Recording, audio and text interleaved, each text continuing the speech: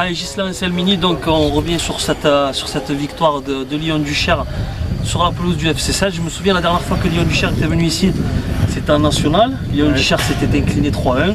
Et là, à force de constater que la donne a changé, que ce soir vous repartez vainqueur. Votre avis sur cette rencontre, victoire méritée ou est-ce que le nul aurait été plus légitime selon vous? Alors, je pense qu'au nombre d'occasions, de situations, on mérite la victoire.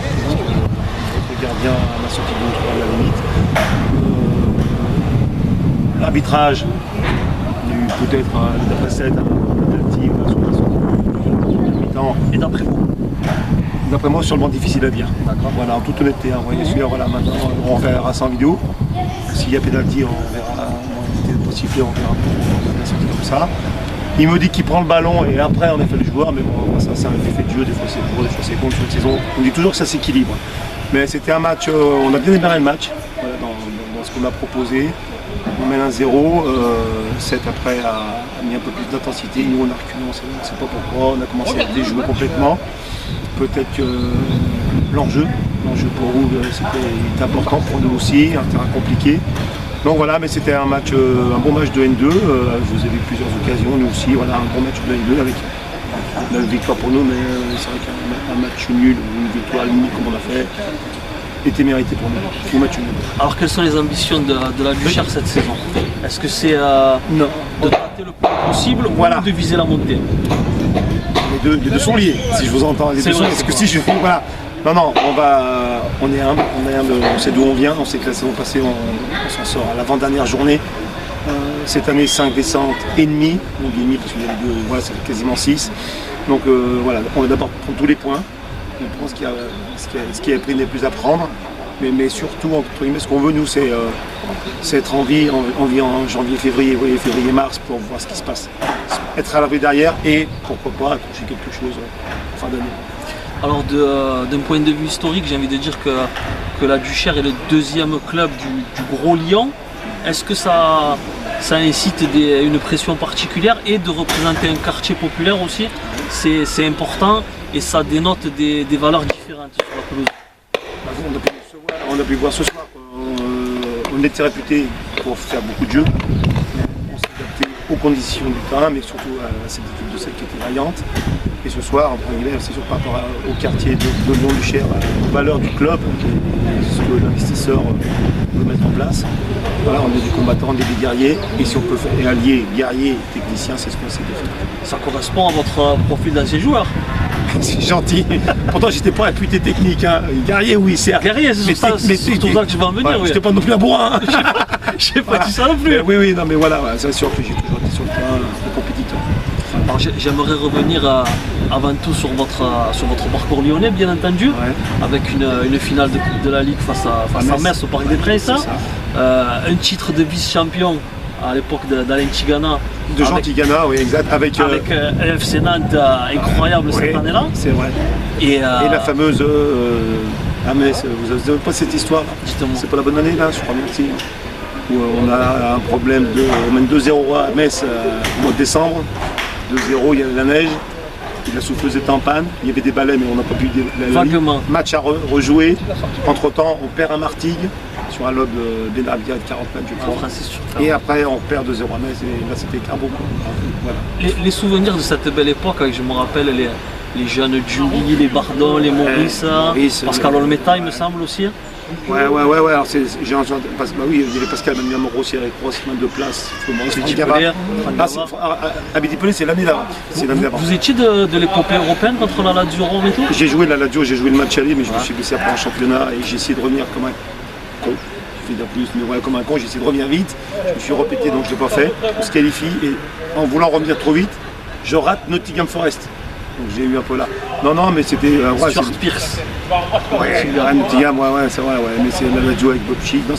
C'est des gros souvenirs, c'est ce que j'essaie d'inculquer à mes joueurs, de profiter de l'instant, que ce soit en N2, en R2, d'en passer avec nous sur Saône, de profiter du moment. J'ai pas profité du moment. J'ai eu la chance de faire de gros matchs, de belles rencontres. Des matchs pourris aussi, hein. D'accord, ok. Mais profiter du lieu, on est dans un monde professionnel, en Ligue 1, Ligue 2, même nationale ou N2. Voilà, on profite. Vite, oui, c'est ce que j'ai essayé d'inculquer. Par rapport à ce que vous dites justement, est-ce que vous ne ressentez pas une certaine frustration, dans quelque sorte, d'avoir connu l'apogée de votre carrière au début justement de votre carrière? C'est-à-dire c'est-à-dire la Coupe d'Europe, ah oui, la champion, voilà, la finale de la Coupe de la Ligue, voilà, et après Guingamp et Créteil. Alors, voilà, bon niveau, mais un peu plus... voilà. voilà. Rien à voir. Non, mais parce que moi j'ai commencé en Ligue 1 en 89 avec un moment donné, 89-90, un match. Et après ça, j'ai fait beaucoup de matchs en passant, les 13 ans rentrés peu. Mais c'est vrai que j'ai commencé à enchaîner les matchs tard. Et je me suis retrouvé de Lyon à Guingamp, parce que je rattaque au mois de juin. Et la veille de la reprise, j'ai toujours cherché mon pactage. Et on me dit non, t'es pas dans les... Donc voilà, t'es pas en stage, tout ça. Donc pas de Diouf, son âme qui était mon agent. Au dernier moment, tout le monde avait attaqué. C'est vrai que je sortais d'une belle saison avec Lyon, avec contre l'Inter Milan, Ronaldo, tout ça. Donc des gros matchs. Et je me retrouve en Ligue 2 à Guingamp. J'étais très bien à Guingamp, j'avais été prêté une année là-bas. On fait une grosse année, la deuxième année, on remonte en Ligue 1. Et après Créteil, voilà. Mais Guy Lacombe m'a toujours dit, et je suis là avec ça, parce qu'on fait une grosse année à Guingamp, on monte en Ligue 1. Et Guy Lacombe vient me voir et il me dit, Gis, je te garde pas, pourquoi coach, t'as plus envie. J'avais 30 ans. Et vous confirmez c'est bon. Je le revois donc 3-4 ans après quand il était à Sochaux. Et je lui fais coach, je vous avais raison. J'avais plus envie parce que j'étais considéré comme un guerrier. Et moi j'étais dans ma tête plus un contre-attaquant, j'essayais d'un petit peu de régaler, ça m'a dépend, mais j'essayais. Et il avait raison. Comme quoi, voilà, on voit et l'abnégation, chacun son job. Moi c'était latéral gauche défense et après attaquer. Et il a eu raison. Très bien. Merci pour cet entretien Voilà. plus que complet. Ouais, courage à vous. C'est gentil. Merci beaucoup. Au plaisir. Safwan, le FC7 s'incline ce soir sur sa pelouse de 2-1 face à la Duchère. Est-ce que pour toi la défaite est logique ou un nul aurait été plus légitime? Pour moi, à chaud, on aurait pu beaucoup mieux faire. Après, on sait que la situation elle est difficile. Parfois, quand ça ne veut pas rentrer, ça ne rentre pas. Le pied, c'est compliqué. Là, on fait tout ce qu'il faut pour que ça avance. Même quand on a été mené 1-0, on a essayé de revenir, on est revenu. On les a mis en difficulté, on a eu des situations de but. Oui, un match nul, ça aurait été bien, puisque en plus on enchaîne Evian la semaine prochaine. Mais je sens que le groupe il est toujours concentré et que le staff, tout le monde fait ce qu'il faut. La saison elle est longue, donc moi je reste confiant pour la suite et j'ai confiance en mon équipe. La question va te paraître stupide, mais la victoire est obligatoire la semaine prochaine. Exactement. De toute façon, on est des compétiteurs, on est des athlètes, on travaille, on a un staff qui est concentré, des joueurs concernés.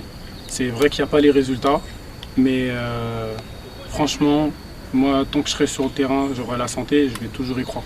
Et je pense que toute l'équipe a le même état d'esprit. Alors dans ces situations critiques comme celle-là, est-ce que c'est important pour toi, pour le moral? Est-ce que c'est un grand bol d'air de partir te ressourcer avec la sélection des Comores? Moi, j'ai pas enchaîné tous les matchs, j'en ai raté 2-3 suite à des problèmes un peu au niveau de la cheville. Le fait d'être parti en sélection, je me suis ressourcé avec ma nation et le nouveau sélectionneur. C'est vrai que ça m'a fait du bien et j'essaye d'apporter toute mon expérience au groupe qui est très jeune et qui découvre la Nationale 2. Et maintenant, c'est à nous, il y a des leaders, c'est à nous d'assumer et de faire monter l'équipe au niveau de l'intensité, que ce soit aux entraînements, dans les matchs. Et au fur et à mesure, ça va venir, j'en suis sûr. Est-ce que, je rappelle que tu as gagné la Gambardella avec Monaco en 2016, est-ce que le fait d'avoir on ne va pas rentrer dans les détails bien entendu, mais une situation très difficile dans les coulisses, est-ce que même sans s'en rendre compte peut-être, psychologiquement ça en devient difficile pour les joueurs? On doit toujours s'adapter, c'est comme ça, c'est notre métier. Des fois, quand ça va, c'est facile mentalement, mais quand ça va pas, c'est là où on doit montrer ce qu'on vaut. Et il ne faut pas oublier qu'on est dans un club mythique. Je suis arrivé il n'y a pas longtemps, j'ai discuté avec Papa Lardo, je connais les anciens comme Rouve, comme Karazi, je me suis intéressé à l'histoire du club. Et le coach nous le rappelle tous les jours. Vous avez vu une vidéo d'ailleurs récemment. Exactement. On sait où on met les pieds, on sait ce qui s'est passé au Béraud, ici au Louis Michel, et on se doit de respecter les couleurs du club. Et on va respecter ça jusqu'au bout, pardon. Et voilà. Ok, Safwan, je te remercie. Merci à vous de nous soutenir. C'est normal. Et en tout cas, ton discours me fait plaisir parce qu'on voit que tu es sincère dans tes propos, que malgré tout tu gardes l'espoir. Et j'espère que cet espoir, justement, que tu pourras le transmettre à tes collègues et que le déclic aura lieu la semaine prochaine. C'est ça. Maintenant, place aux actes. Exactement.